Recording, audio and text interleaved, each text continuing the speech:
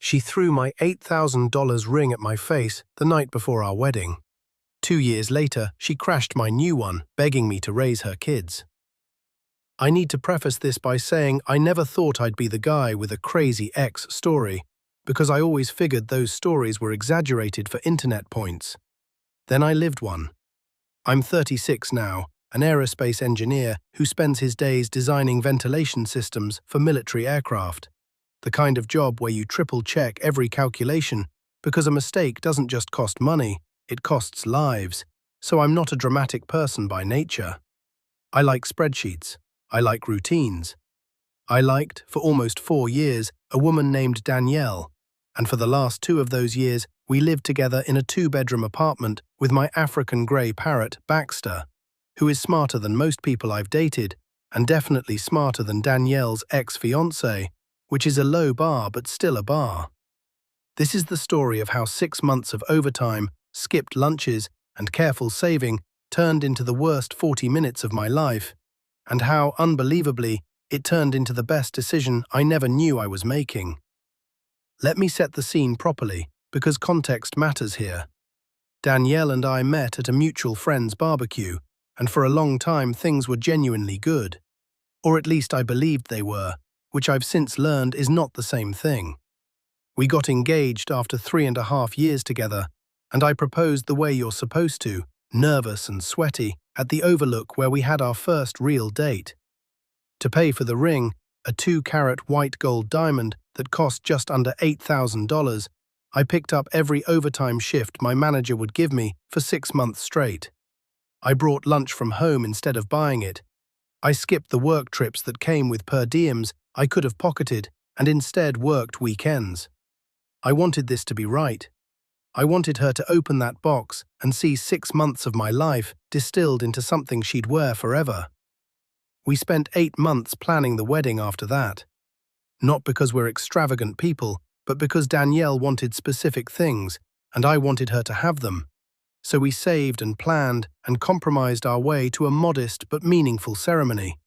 40 guests at the rehearsal dinner in the basement fellowship hall of the church her family had attended for 3 generations, and the ceremony itself scheduled for 3 o'clock the next afternoon in the sanctuary upstairs. I remember standing in that basement on the Friday night before my wedding, half listening to the venue coordinator go over the timeline for the next day, feeling something I can only describe as quiet, stupid contentment.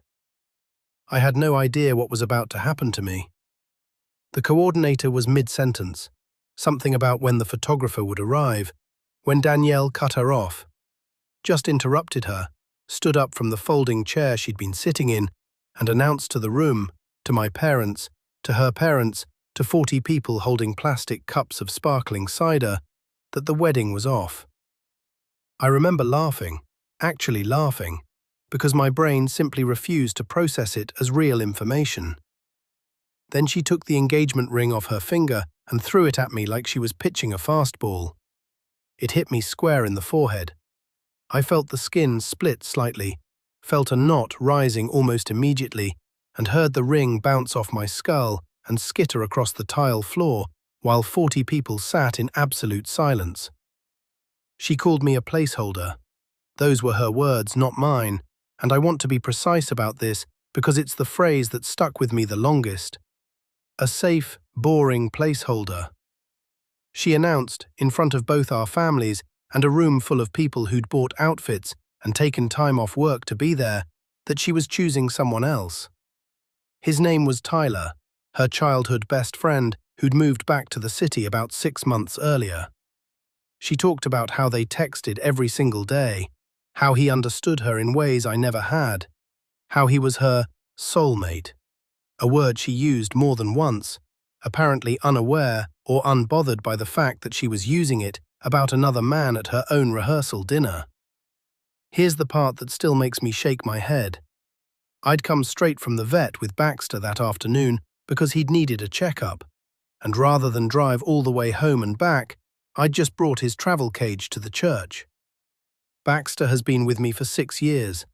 Danielle had tried, twice, over the course of our relationship, to get me to rehome him, and both times I'd refused, because he was mine before she was anyone to me, and he'd be mine after, though I obviously didn't know at the time how literally that would turn out to be true. As Danielle stood there screaming at me, Baxter, who has an uncanny ability to read a room, squawked from his cage and said, clear as day, "Bad lady." I wish I could tell you the whole room didn't nearly lose it, because they did, and Danielle, robbed of the last shred of control she had over the moment, snapped. She lunged for the cage. I don't fully know what she intended to do with it. Take it? Throw it? I genuinely don't know, but she grabbed for it like she wanted to make Baxter pay for embarrassing her. And when she got her fingers near the bars, he bit her. Not viciously, but enough to make her yelp and finally, mercifully, stop moving toward him. That's when the church security guard, who'd been posted at the door for an unrelated event upstairs, came down to see what the commotion was. Danielle, still bleeding a little from her finger, tried to spin the story, telling him I was some kind of thief trying to steal a parrot, which would have been almost impressive in its audacity if it weren't so pathetic. The guard, to his credit, didn't buy it for a second. He knew the basement rental was under my name, checked the paperwork to confirm it, and asked Danielle to leave the premises. I remember watching her get escorted out by a 60-something security guard in a polyester blazer, still yelling something about how I'd ruined her life, and thinking that this was, somehow, the most surreal moment of my entire existence. I sent one group text that night to our families and wedding party. It said the wedding was off, that I wasn't going to get into details, and that I'd be turning my phone off for a while. I ate the loss on the deposits. I didn't have it in me to fight for refunds. I just needed the noise to stop. The next morning, before I'd even had coffee, Danielle let herself into the apartment with her key, because apparently a broken engagement wasn't enough of a reason for her to consider herself no longer entitled to walk into my home. She wasn't there to talk. She was there to pack, and specifically, she was there to take things that weren't hers. I caught her with my iPad in a tote bag, the one I'd bought entirely with my own money before we'd even moved in together. She had my grandmother's jewelry box in her other hand, the one containing a set of antique pieces my grandmother had lent me to hold on to, not given, lent, for safekeeping after my grandfather passed. Danielle was eyeing my laptop and my noise-cancelling headphones next, and I genuinely had to go dig up receipts to prove ownership before she'd put the TV remote down, which tells you something about the kind of morning it was. And then, as the final insult, as she was heading for the door with whatever she'd managed to salvage, she turned around and asked for the engagement ring back. The same ring she had thrown at my face 12 hours earlier, hard enough to leave a mark. She wanted it back so she could sell it. I said no. I physically blocked the door and told her to leave, and she did, but not before telling me I'd die alone with that stupid bird, which, if you'd told me at the time that this sentence would age about as poorly as a sentence possibly could, I wouldn't have believed you. But here we are. My best friend Derek showed up that afternoon with takeout and energy drinks, and we just sat on my couch and watched bad action movies and didn't talk about it much, which was exactly what I needed. A few days later, I got a text from someone I hadn't expected to hear from. Nora, one of Danielle's bridesmaids, who worked as a pediatric nurse, and who, it turned out, had been quietly disgusted by what Danielle had done. She reached out just to say she was sorry, that what happened wasn't okay, and that she hoped I was doing all right. It was a small thing, but it mattered more than she probably realized. Over the following weeks, she told me more than I probably should have known, including that Danielle's cousin had spent months needling her, telling her she deserved more passion and excitement, essentially talking her into blowing up a 4-year relationship in pursuit of a rekindled teenage friendship with Tyler. Work, at least, gave me something to focus on. 2 weeks after the wedding that wasn't, I got pulled into a meeting with my director and offered the lead design position on a new military transport helicopter contract. a promotion I'd been quietly hoping for but hadn't expected so soon. I threw myself into it, and somewhere in that same stretch of time, what started as texting with Nora turned into coffee, and coffee turned into lunch, and lunch turned into something neither of us rushed, but both of us recognized pretty quickly for what it was. The first time she met Baxter, he climbed straight onto her shoulder and let her scratch his neck feathers, which for a bird that bites strangers on principle felt like a sign I wasn't in a position to ignore. About a year after the rehearsal dinner disaster, I got a call from Danielle's mother. She was crying, and through the tears, she told me Danielle had had a son with Tyler and was 8 months pregnant with a second child, and that Tyler was, in her words, never around. She wanted me to know how hard things had gotten for her daughter, and I think, on some level, she wanted me to feel something. Guilt, maybe, or vindication, or an opening to swoop in and fix it. I told her, as gently as I could manage, that it wasn't my responsibility to intervene in Danielle's life anymore, and that I hoped things worked out for her, and then I ended the call. It wasn't cold, it just wasn't mine to carry. 6 months after that call, I started looking at rings again. 2 years to the week after the night Baxter called Danielle a bad lady in front of 40 witnesses, I proposed to Nora in the same park where we'd had our first real conversation. The one that wasn't about wedding gossip or mutual friends. The one where I actually started to fall for her.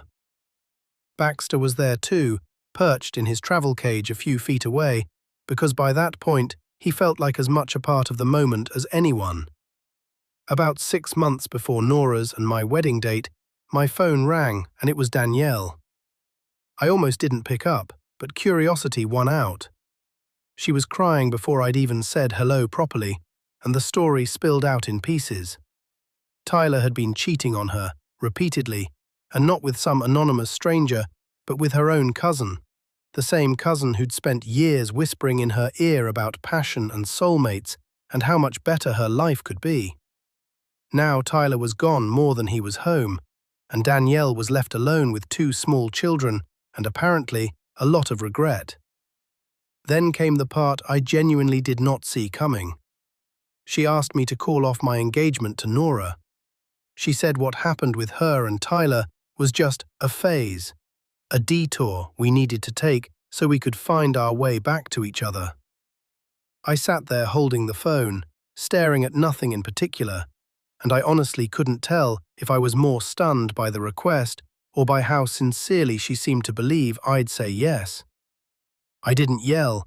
I didn't lecture her. I just told her I hoped things got easier for her, wished her luck, and hung up. I want to say that was the last I heard from her before the wedding, but it wasn't. Not quite. What happened next is the part of this story that, when I tell people, they assume I'm making up for effect, and I promise I'm not. Nora and I got married a little over 2 years after the night Danielle threw that ring at my head. Same city, different venue. More guests this time, just over 100, and everything about the day felt like the version of my life I was always supposed to have, just delayed by one very expensive lesson in reading people wrong. At exactly 2:45 in the afternoon, 15 minutes before Nora was set to walk down the aisle, while the string quartet was tuning up and the ushers were seating the last of the guests, the doors at the back of the venue banged open. It was Danielle. She had one toddler on her hip and another, maybe 3 years old, clinging to her leg and refusing to walk, so she was half dragging, half carrying both children up the aisle while 100 guests turned to stare. She looked like she hadn't slept in a week, dark circles under her eyes, hair thrown into a messy bun that had mostly come undone, wearing sweatpants and a stained t-shirt that made it clear she hadn't planned this appearance so much as spiraled into it. She was sobbing, loudly, the kind of crying that isn't really meant to communicate anything except panic, and in front of everyone, in front of my parents, in front of Nora's family, in front of 100 people who had no idea who this woman even was, she begged me to call off the wedding. She wanted me to leave Nora at the altar, take her back, and raise Tyler's 2 children with her, as though this were a reasonable thing to ask a man she'd humiliated in front of 40 people exactly 2 years earlier. I didn't raise my voice. I didn't need to. I looked at her, and then I looked around the room at everyone who was watching this unfold, and I said, calmly, that this was the same woman who had called me a placeholder and thrown my engagement ring at my face at our rehearsal dinner in that very same church basement 2 years prior, in front of most of the people who were also seated in this room today. I watched the realization land on a few of the guests' faces, the ones who hadn't heard the story until that exact second. Security, who I'd had the foresight to brief given her history of showing up uninvited, moved in and walked her out, still crying, still holding one child and dragging the other, while she shouted something behind her that I genuinely don't remember because I'd already stopped listening. The second she was out of the building, I called my lawyer's office and asked about filing for a 500-foot restraining order, which we finalized in the weeks that followed. The ceremony resumed about 5 minutes after it had been interrupted. Nora walked down the aisle. We got married. It was, despite the world's strangest cold open, the best day of my life. Karma, it turns out, was not finished with either of them. About 3 months after our wedding, Tyler was arrested on domestic violence and child endangerment charges. Police had been called to a disturbance and found bruising on both Danielle and one of the children that raised enough red flags to open a full investigation. 6 months after the arrest, Tyler was sentenced to 8 years in prison. Before he was taken into custody, he drained their joint bank account down to nothing, leaving Danielle with 2 young kids, no money, and no partner. She lost her savings. Most of her friends drifted away once the situation got messy and public, and the cousin who'd spent years encouraging her to leave me had, unsurprisingly, vanished the moment things stopped being fun. Danielle ended up moving back in with her mother, into the basement of the house she grew up in, with 2 toddlers and, from what I understand, very little else. The last time I saw her was about a year after our wedding. Nora and I were out for dinner, nothing special, just a Tuesday night at a restaurant we liked, when I spotted Danielle a few tables over. She was on what was unmistakably a date, sitting across from a man who had to be pushing 60, easily 25 years older than her. She looked exhausted in a way that had nothing to do with a bad night's sleep, the kind of tired that settles into someone's whole posture. At one point, she noticed me, and I watched her half rise from her chair like she was going to come over, and I simply turned back to my conversation with Nora and didn't acknowledge her. I wasn't trying to be cruel, I just genuinely had nothing left to say to her, and apparently my silence said enough, because within about 5 minutes she'd grabbed her purse and left, abandoning her date mid-dinner, the poor guy sitting there looking thoroughly confused about what he'd done wrong. As for me, things have been about as good as I could have hoped. I got another promotion at work last spring. Nora and I bought a house with an actual yard, and Baxter, who started this whole story by calling my ex-fiancée a bad lady in front of 40 witnesses, now has his own dedicated room with climbing branches and enough space to fly short distances, which he absolutely lords over every other bird he's ever met, if birds are capable of that kind of smugness, and I genuinely believe he is. I think about that night in the church basement sometimes, the ring bouncing off my forehead, the stunned silence of the room, and I don't feel angry about it anymore. Mostly I just feel grateful that a woman who was cruel enough to throw an $8,000 ring at my face in front of my entire family did me the enormous, if entirely unintentional, favor of getting out of the way before I found the person I was actually supposed to marry.